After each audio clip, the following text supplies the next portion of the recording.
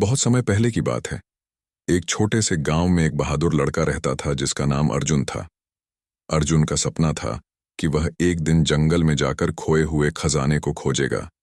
गांव के बुजुर्गों के अनुसार पास के घने जंगल में एक प्राचीन खजाना छिपा हुआ था जिसे कोई भी नहीं पा सका था। एक दिन अर्जुन ने निश्चय किया कि वह इस खजाने को खोजने निकलेगा। उसने अपने मित्रों मीना और रोहन के साथ इस रोमांचक यात्रा पर जाने का निर्णय लिया। तीनों दोस्त अपने अपने सामान के साथ तैयार हो गए और सुबह सुबह ही जंगल की ओर निकल पड़े। जंगल में प्रवेश करते ही उन्हें एक अजीब सी शांति महसूस हुई। चारों ओर बड़े बड़े पेड़, झाड़ियां और अनगिनत पक्षियों की चहचहाहट थी। धीरे धीरे वे जंगल के अंदर गहराई में जाने लगे। रास्ते में अर्जुन ने अपने दादाजी द्वारा दी गई नक्शे को ध्यान से देखा। नक्शे पर एक पुरानी पेड़ की तस्वीर बनी थी जिस पर एक विशेष चिन्ह था। चलते चलते उन्हें एक पुराना विशालकाय पेड़ दिखाई दिया। पेड़ के तने पर वही चिन्ह भी बना हुआ था जैसा नक्शे में था। वे तीनों बहुत उत्साहित हुए और पेड़ के चारों ओर ध्यान से देखना शुरू किया। अचानक रोहन को पेड़ के पास एक छोटा सा दरवाजा दिखाई दिया। दरवाजा बहुत पुराना और धूल भरा था। उन्होंने दरवाजा खोलने की कोशिश की लेकिन वह बहुत भारी था। अर्जुन ने अपने दोस्तों की मदद से दरवाजा खोला और तीनों अंदर प्रवेश किए।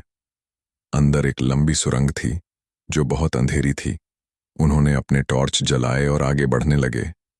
सुरंग के अंदर चलते चलते उन्हें अजीब अजीब आवाजें सुनाई देने लगीं। मीना थोड़ी डर गई लेकिन अर्जुन और रोहन ने उसे हिम्मत दी। थोड़ी देर बाद वे एक बड़े कक्ष में पहुंचे। उस कक्ष के बीचों बीच एक पुराना भारी बक्सा रखा हुआ था। बक्से पर एक ताला था जिसे खोलने के लिए नक्शे में एक रहस्यमयी कोड दिया हुआ था। अर्जुन ने कोड को ध्यान से देखा और ताला खोलने की कोशिश की। थोड़ी सी मेहनत के बाद ताला खुल गया और बक्सा खुल गया। बक्से के अंदर बहुत सारे सोने चांदी के सिक्के, कीमती रत्न और एक सुंदर सा ताज रखा हुआ था।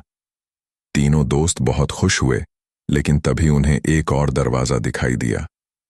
दरवाजा आधा खुला था और उसके पीछे से हल्की सी रोशनी आ रही थी। तीनों ने हिम्मत जुटाई और उस दरवाजे की ओर बढ़े। दरवाजे के पीछे एक और बड़ा कक्ष था जिसमें एक प्राचीन मूर्ति रखी हुई थी।